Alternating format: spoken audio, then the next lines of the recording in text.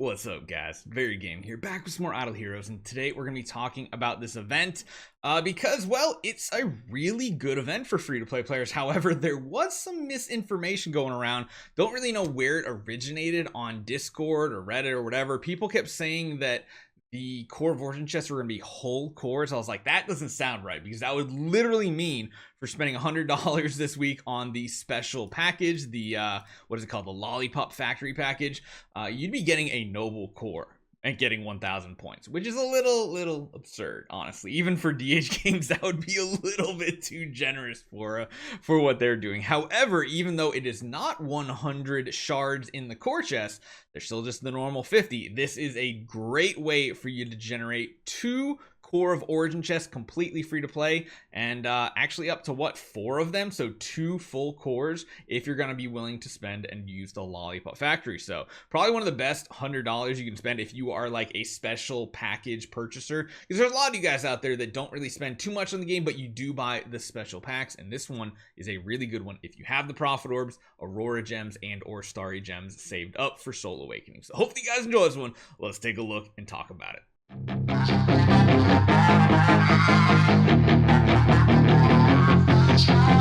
So jumping in game, you see this Lollipop Factory, and at first glance, it really doesn't look like anything special. If you take the pure value portion of it, you get, of course, 10,000 gems, 70 Prophet Orbs. That's pretty much the same thing as the top pack here for $100 USD. However, it does include some sweet lollipops. That's great and all. However, this one only has 35. You might think, well, that's just automatically less value. I mean, yeah, you get the Smash privilege for Fantasy Factory, and you are getting double privileges, which means you get double the honey stars for doing all your activities. That kind of is important, because getting double the honey stars means you're going to be able to buy more things in this event. And part of this event, when you come down to Summer Melody, is using honey and Aurora stars in Fantasy Factory. Using 3 of either honey or Aurora stars will generate you 1 point. There is no cap to that. There is no cap to the Prophet Orb portion of the event. So literally, I think what the bare minimum you're going to get honey stars wise is like, you're probably going to get about 133 points. So if you wanted to do the rest purely in Prophet Orbs, if you've literally saved like 2 events worth like of Prophet Orbs, this might be one to cash them in, because there's no cap. Previously, there's been a cap, which makes it a little trickier. However, you can do as many Prophet Orbs as you need. And the one nice thing is, typically this event only has these 2 columns here. This one has a special third one that makes it even easier. Awaken a hero's soul 1 time in the Soul Temple legitimately gives you 5 points. Now, if you're going for this event, the Gala, going for the Core of Origin chest, which again, it only has 50 shards in it. This is a really good look. If you're going for 300, you're going to be doing somewhere in the ballpark of 40 to 50 Soul Awakenings. That means a lot of extra points. That's 200 to 250 points right there, meaning that's 1/4 of the points you need for this entire event. So there's a lot of flexibility on your account on where and what to buy. Even on my account here, we're going to be doing the contract Starry Gems. We have a decent chunk of Prophet Orbs. We're going to do as many as we need to. We're going to do Prophet Orbs probably last after everything else. This is most definitely a wait till Thursday type of event. And then if we need to, we already have a ton of Aurora Stars saved up. That's why I say saving Aurora Stars is a good idea. But yeah, if you can get to the 1,000 point mark, you're also going to be able to have the chance to get a half of a core, a 50 shard Core of Origin chest. Now, you will notice there's this little 3 times summer privilege. Purchase this to obtain 3 times the points of the Summer Melody event. The points, or the point bonus, will be reissued based on the number of points obtained previously after purchase. So that means if you go up and you get any amount of points and then you purchase this, it will give you the multiplicative points. You don't have to make sure you do it before you get them. There is a 1,000 point limit on your basic points. It has nothing to do with the points generated with the summer privilege. So if you get to 1,000 points and you get the triple, well, guess what that means? That means you're going to be able to get 3 of this chest, meaning you're going to be able to come away from this event from 3 Core of Origin chests here, and you're going to be able to get one from here. At that point, it's still a trade-off whether you need Core of Origin chests or sublimations. It really depends on how much sublimation you have on your main hero, because as you guys know, the new main goal on this account, on anybody's account, is unlocking Destiny Transition.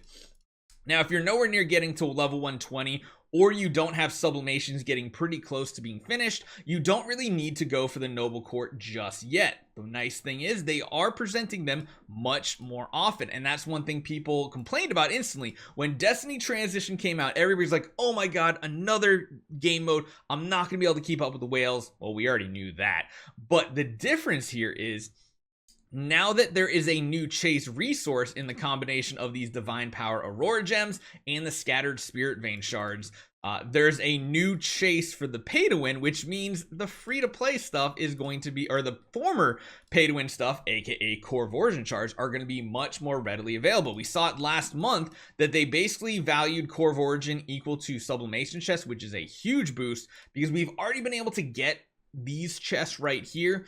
These have been very much gated behind more pay to win events, but now we're able to get them left, right, and center. Literally every week we almost have a chance to get it. This is the second week in a row free to play players have had the opportunity to get not just one of these chests, but two of them, and that is absolutely insane.